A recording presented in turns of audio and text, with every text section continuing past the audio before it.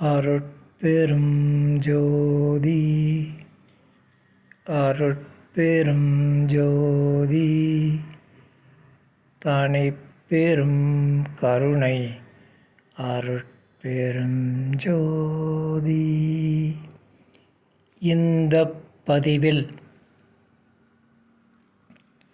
விஞ்ஞானமும் ஆணவ மாயா கண்ம ஜீவிகளும் எனும் தலைப்பில் வேலூர் ஐயா எனும் அருட்திரு யோகானந்த சாமிகள் அருளிய விளக்கத்தை அறிவோம். தலைப்பு: விஞ்ஞானமும் ஆணவ மாயா கண்ம ஜீவிகளும்.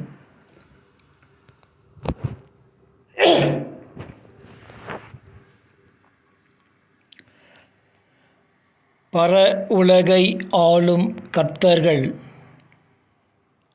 பர உலக தெய்வ நியதிப்படி உலகையும் அதில் வாழ் ஜீவிகளையும் படைப்பாதி அருளல் வரை ஆட்சி புரியும் அவர்களின் படைப்பாகிய உலகாதி உயிர்களை அவர்கள் உயிர்களின் செயலுக்கு ஏற்ப உய்விக்க உடம்பை கொடுத்து பசி, பிணி, வறுமை, மூப்பு, சாவு, மேலும் செயலுக்கு ஏற்ப இன்ப துன்பங்களை அளித்து அவர்கள் செய்யும் பாவ புண்ணியங்களை வாழ்விலும் உடம்பிலும் காட்டி நல்வழி பெற செய்கின்றார்கள்.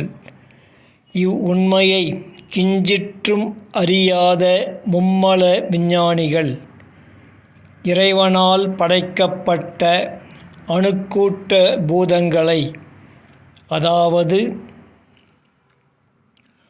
உயிர்கள் செய்த வினைக்கேற்ப உயிர் உடம்பில் அணுக்களை கூட்டியும் குறைத்தும் பிரித்தும் சேர்த்தும் வினைபுரியச் செய்த அக்கருவிகளை என்னவென்று அறியாத ஆணவ மாய ஜீவ விஞ்ஞானி எனும் அஞ்ஞானி சிறுபிள்ளைத்தனமாய் அக்கருவிகளை பேதித்தும் சேர்த்தும் அதன் விளைவால் வரும் மாற்றத்தை அனுபவிக்க உயிர்களை ஊக்குவித்து இதனை பெறுதலே இன்பம் என்றும் பெறச் செய்தலே கல்வி, தொழில், பட்டம், பதவி என்றும் அதன் விளைவு அறியாத உயிர்க்கூட்டங்கள் ஓய்வு இன்றி இரவு பகல் உழைத்து மேலும் மேலும் செயல்பட்டு புது புது கருவிகளையும் அதற்கு பெயராய் சொற்களையும் உண்டு செய்து தேவையற்ற தேவையை உண்டு செய்து மூட ஜீவர்களின் மண்டையில் புகுத்தி அவர்களை இயந்திர மனிதர்களாய் இயக்கி இவர்களின் செயல்களில் அழிந்து குவியும் விதிமுறையை அறியாதது என்ன அறிவோ? குருட்டுப் பூனை விட்டத்தில் பாய்ந்ததற்கு ஒப்பாகும் இவர்களின் அறிவு.